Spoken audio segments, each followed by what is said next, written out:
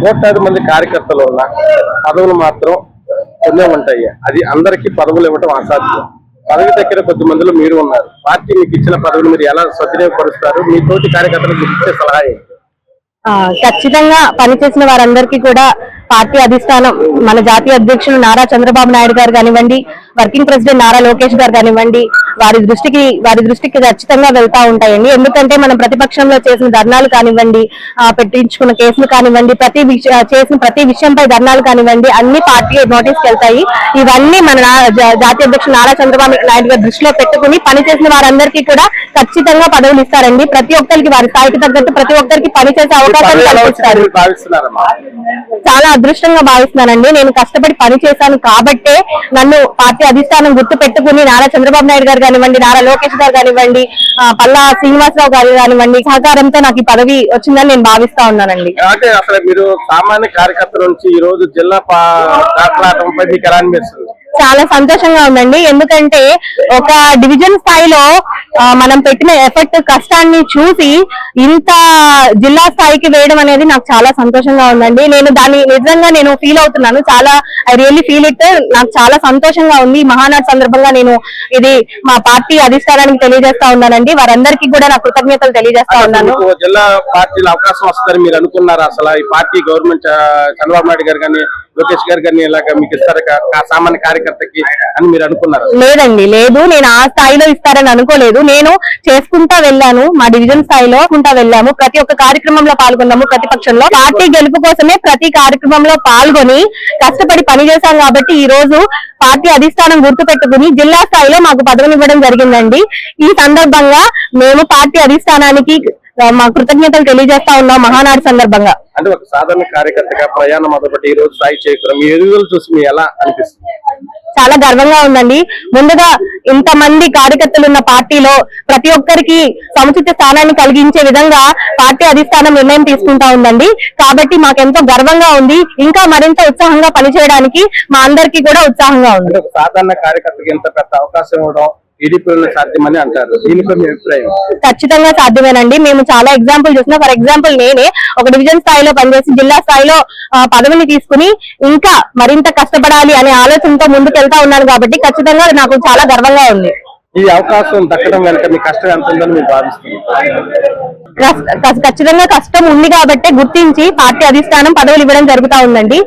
కాబట్టి నేను అది గుర్తు పెట్టుకుని పార్టీకి ఇంకా మరింత సహాయ సహకారాలు అందిస్తానని ఈ సందర్భంగా తెలియజేస్తా ఉన్నాను. గారు మీలో ఏ ప్రత్యేకత లక్షణాలు చూసి బాధ్యత ఇచ్చారని మీరు అనుకుంటున్నారు? కష్టపడే తత్వం అండి. ఫస్ట్ ఆఫ్ ఆల్ మన పార్టీ చేసే కార్యక్రమాన్ని ప్రజల్లోకి తీసుకెళ్లి అనునిత్యం ప్రజలకి కావాల్సిన సేవా కార్యక్రమాలు, వాళ్ళకి ఎటువంటి ఇబ్బందులు ఉన్నాయో తెలుసుకుని పార్టీకి తెలియజేసి, పార్టీ అధిష్టానానికి తెలియజేసి, లోకల్ నాయకులకు తెలియజేసి వెంటనే వాళ్ళ సమస్యలు పరిష్కరించే దిశగా పనిచేస్తున్న కార్యకర్తలకు ఎప్పుడూ పార్టీ ఎండదండగా ఉండి వారికి సముచిత స్థానాన్ని కలిగించి గౌరవం ఇస్తా ఉందని నేను భావిస్తా ఉన్నాను. పదవిని మీరు గౌరవంగా భావిస్తున్నారా లేక ఎక్కువ కష్టపడాల్సిన బాధ్యత పెరిగిందని భావిస్తున్నారా?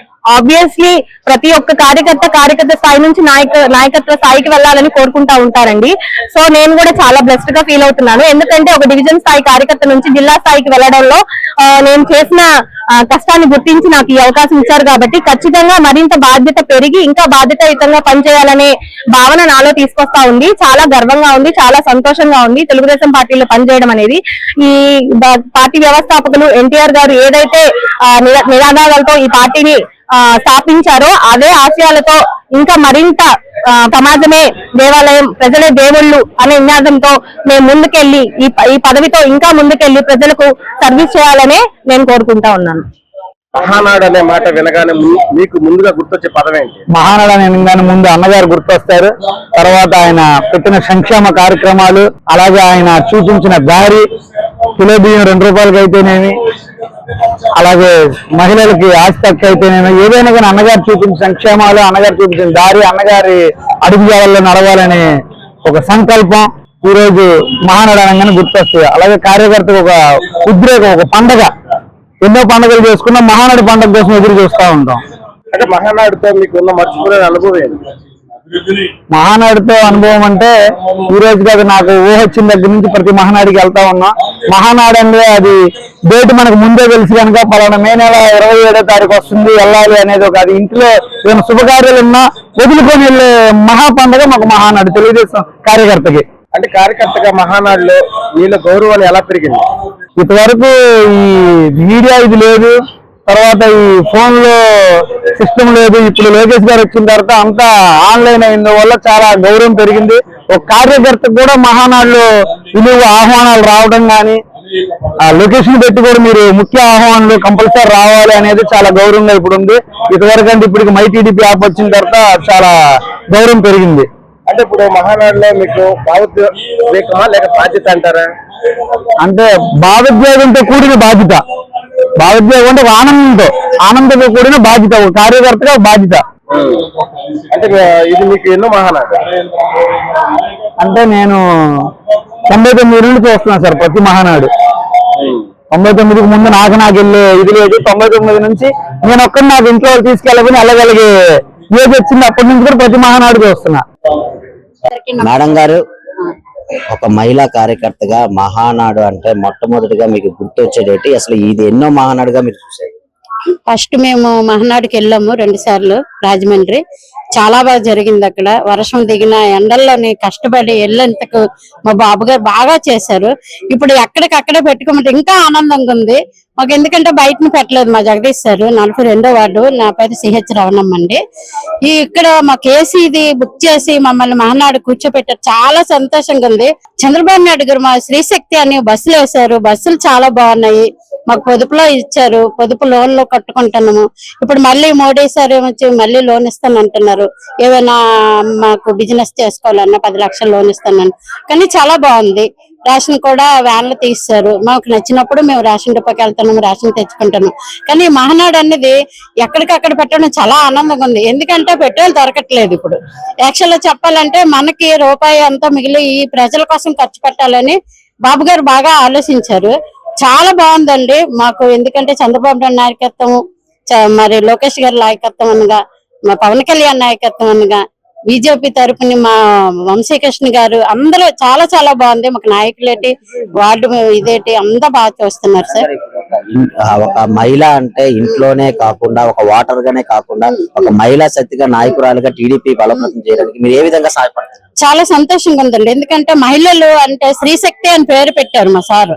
అది శ్రీశక్తి అని మేము నిలబెట్టుకున్నాం. ఎందుకంటే దేంట్లోనూ కూడా ఆడదానికి మించింది లేదు. ఆడదే లేకపోతే సృష్టి లేదు. అమ్మ అంటే సృష్టి, సృష్టి లేనిది ఏది జరగదు. కానీ మాకు ఆడవాళ్ళకి కూడా మా బాబు గారు వచ్చాక మాకు ధైర్యం ఇచ్చారు. మాకు ఉద్యోగాలు అనగా ఏవైనా కల్పించారు. చాలా సంతోషంగా ఉందండి. ఎందుకంటే ఆడదాని లేనిది జరగదమ్మా. ఇక్కడ అమ్మ ఉంటే మహానాడు అని అవని, అమ్మ అంటే అమ్మ కడుపులో నుంచే మీరు పుడతారు. పిల్లలు అవని, తండ్రి అవని. తండ్రి ఉంటే తల్లి వస్తుంది, తల్లి ఉంటే తండ్రి వస్తుంది. పిల్లలు చాలా సంతోషంగా ఉందండి. ఎందుకంటే మాకు కార్పొరేటర్లు అనగా మహిళ అంటే మరి మా పొదుపులు ఎక్కడి నుంచి వస్తున్నాయి? పొదుపు సంఘాలు అంటే ఒక మహిళ కాదు, 10 మంది ఉంటేనే ఒక గ్రూప్. అలాంటివి 30 గ్రూపులు. మాకు చాలా బాగా ఉందండి. గ్రూపులు అయినా అందులోనే ఆడదండే ఏదైనా ఆడశక్తి. ఒక మహిళా కార్యకర్తగా, ఒక తోటి మహిళా కార్యకర్తలకు ఏ విధమైన మీరు సందేశాలు ఇస్తున్నారు? చాలా బాగుందండి కార్యకర్తగా. ఎందుకంటే మాకు ఎప్పుడు కార్యకర్తలా చూడలేదండి మమ్మల్ని. మాకు సీఎం సార్ ఏంటంటే మమ్మల్ని మా తోటి ఆడపిల్లలు అని చూస్తున్నారు, మమ్మల్ని కార్యకర్తలు అనలేదు. వాళ్ళ కుటుంబంలో మనుషులని మమ్మల్ని ఇచ్చేస్తున్నారు అనమాట. చాలా సంతోషం అండి. Thank you sir. ఒక కార్యకర్తగా మహానాడు అంటే మొట్టమొదటిగా మీకు గుర్తొచ్చేది ఏంటి? అసలు ఈ మహానాడు అనేది ఏ విధంగా జరుపుకుంటున్నారు? ఇది ఎన్నో మహానాడుగా మీరు చూస్తున్నారు? యాక్చువల్ గా నేను ముఖ్యంగా చెప్పాలంటే టీడీపీ కార్యకర్తగా నేను చాలా గర్వపడుతున్నాను. నేను విశాఖపట్నం పార్లమెంటరీ డివిజన్ కి లోక్సభ జనరల్ సెక్రటరీగా పనిచేస్తున్నాను గత 2 సంవత్సరాలుగాను. మహానాడు అనేసరికి ఆల్మోస్ట్ నేను ఒక 14 సంవత్సరాలుగా యాక్టివ్ గా ఉన్నాను. ప్రతిసారి కూడా మహానాడు కార్యక్రమాలకు పార్టిసిపేట్ చేయడం జరుగుతోంది. సో ఈసారి మా ప్రెసిడెంట్ గారు నన్ను వచ్చి అప్రోచ్ అవ్వడం జరిగింది. సో ఈసారి మహానాడు అంతా ఆన్లైన్ లో చేయడం జరుగుతుంది. దాని ద్వారా అవకాశం ఉంటే మన దగ్గర పెడదామని చెప్పి నాకు చాలా హ్యాపీగా ఫీల్ అయ్యింది. ఎందుకంటే ఎక్కడో ప్రతిసారి నేను ఎక్కడికో వెళ్తున్నాను కార్యక్రమానికి, ఈసారి మా ఇంటికే కార్యకర్తలు కానీ లేదంటే నాయకులు మా ఇంటికి వస్తున్నారు మహానాడు కార్యక్రమం పార్టిసిపేట్ చేయడానికి. నాకు చాలా గర్వంగా ఉంది. ఈ కార్యక్రమంలో పాల్గొన్నందుకు నా ఇల్లు వాడుకున్నందుకు కూడా నేను చాలా హ్యాపీ ఫీల్ అవుతున్నాను. మరి ఇప్పుడు కోట్ల మంది కార్యకర్తలు ఉన్నారు, కానీ అందులో తక్కువ మందికే ఈ పదవులు అనేది ఇవ్వడం జరుగుతుంది. ఈ పదవి రావడంతో మీరు ఏ విధంగా ఆనందపరుస్తున్నారు, ఎలా అనిపిస్తుంది? నేను ఆల్రెడీ ఈ పదవిలో గత 2 సంవత్సరాలుగా ఉన్నాను.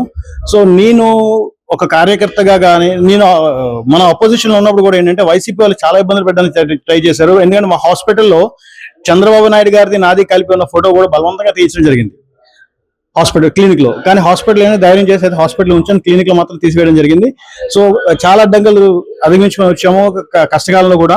కానీ ఎల్లవేళలో కూడా మేము టీడీపీ వెంటే ఉన్నాము. ఎన్ని ఇబ్బందులు అపోజిషన్ వాళ్ళు ఎన్ని ఇబ్బందులు పెట్టినా కూడా సో నిరంతరం మేము టీడీపీ వైపే ఉంటాం. సార్, ఒక కార్యకర్తగా తోటి కార్యకర్తకి ఎటువంటి సందేశాలు ఇస్తారు? ఇప్పుడు నారా లోకేష్ గారు కానీ చంద్రబాబు కానీ మిమ్మల్ని ఏ విధంగా అప్రోచ్ అవుతారు, ఎలాంటి సందేశాలు ఇస్తారు? సో నేను చెప్పేది ఏంటంటే ఏ కార్యకర్త అయినా కూడా నిస్వార్థంగా పనిచేయండి. మీకు ఆటోమేటిక్ గా కావాల్సిన పదవులు ఏవైతే ఉన్నాయో అధిష్టానం కంపల్సరీగా మిమ్మల్ని మీ మీద ఒక దృష్టి పెట్టే ప్రతి కార్యకర్త మీద కూడా అధిష్టానం దృష్టి పెడుతుంది. మీరు చేస్తున్న కార్యక్రమాలు ప్రతి ఒక్కరు కూడా వాళ్ళ దగ్గరికి కంపల్సరీగా వెళ్తాయి. మీరు డైరెక్ట్ గా పంపించకపోయినా కూడా మీ మీద అంటూ కంపల్సరీగా ఒక నిఘా ఒక వ్యవస్థ ఉంటది. మీ మీద నిఘా పెడతారు. కంపల్సరీగా మీరు చేసే ప్రతి కార్యక్రమం కూడా అధిష్టానం వరకు చేరుతుంది.